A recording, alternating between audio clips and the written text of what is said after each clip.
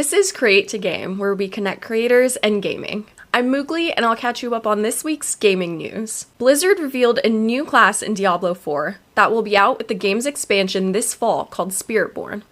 Spiritborn have strong, bursty attacks and are versatile because they can call on 4 Spirit Guardians during combat. The Gorilla Spirit Guardian is good for defense, the Jaguar gives fire damage, the Eagle gives lightning attacks, and the Centipede gives poison attacks for damage over time and crowd control. Players have a lot of flexibility if they choose Spiritborn, because when filling out your ability tree, you can choose to focus your points in on one Spirit Guardian, or you can split up your points among the 4 to complement your playstyle. The Diablo Spiritborn class designer said that Spiritborn is, quote, probably our fastest, most aggressive class, end quote.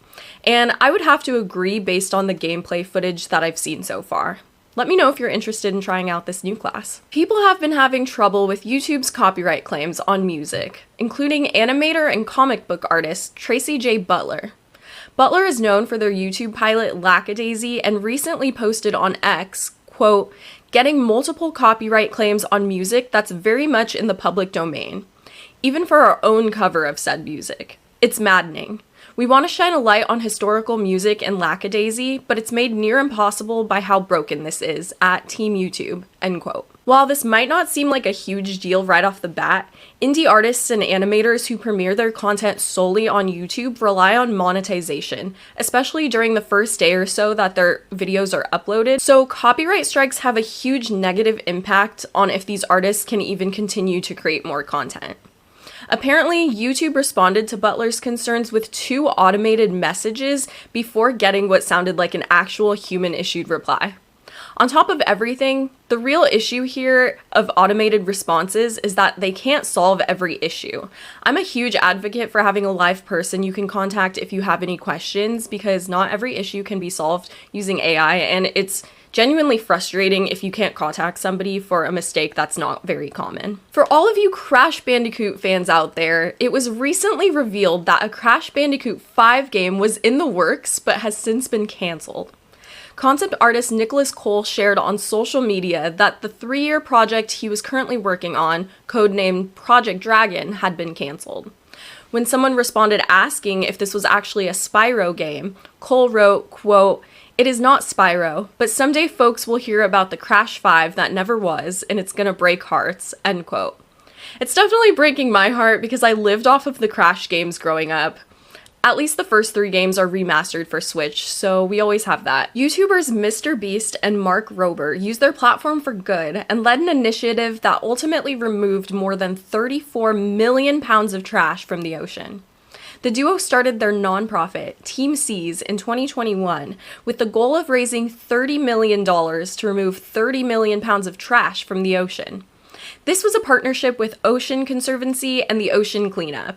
The internet pretty much came together to reach this monetary goal in no time, and in January 2022, MrBeast and Mark Rober announced the start of the Ocean Cleanup. On July 16th of this year, they officially shared that they were able to successfully remove more than 34 million pounds of trash, thanks to volunteers and those who donated money, which went directly to cleanup supplies and resources like boats.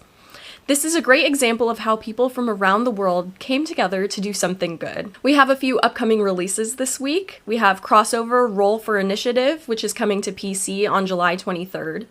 F1 Manager 2024 will release on PS5, PS4, Xbox Series X and S, Xbox One, and PC on July 23rd. Ridlets will be out on PC on July 23rd. 7 Days to Die will be out on PS5, Xbox Series X and S, and PC on July 25th. Arranger, a role-puzzling adventure, will be out on PS5, Switch, and PC on July 25th. Earth Defense Force 6 will be out on PS5, PS4, and PC on July 25th. Harvest Days will release on PS5, PS4, Xbox Series X and S, Xbox One, Switch, and PC on July 25th. Kingdom Rush 5 Alliance will be out on iOS and Android on July 25th.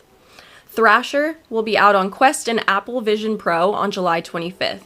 Tokyo Xanadu EX Plus will be out on Switch on July 25th. And Wiko the Master Gatherer will release on PC on July 26th. Last week, I asked you guys what your favorite games to play on stream are. Some of the responses I got were multiverse, fears to fathom, phasmophobia, and just spooky games in general. We have a lot of spooky game fans listening. This week, I want to know, what game releases are you most looking forward to? Leave a comment with your answer or reply to the question on my social media channels, and we might even share your response in next week's episode. Thanks for tuning in to Create2Game. If you made it this far, please leave a comment on this video, and don't forget to give us a 5-star rating on Spotify and Apple Podcasts. You can find me on Valkence Social at Moogli. To join Valkence Social, go to social.valkence.com. You can also find me on all other social media platforms at MoogliGames. Be sure to head to valkence.com for updates on all of our other podcasts, latest news, and more from the Valkence family. See you next week!